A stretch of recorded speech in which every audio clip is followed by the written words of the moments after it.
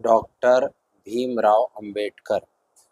हिंदी में निबंध अगर लिखने को आए तो आप ये सारी बातें लिख सकते हैं कि डॉक्टर भीमराव अंबेडकर का जन्म 14 अप्रैल सन 1891 को मध्य प्रदेश के जाहू छावनी में हुआ।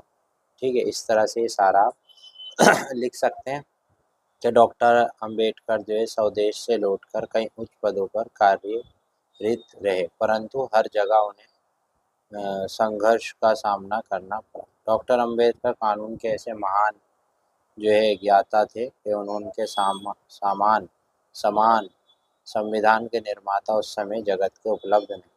उन्होंने भारत को महान संविधान अपने हाथों से बना।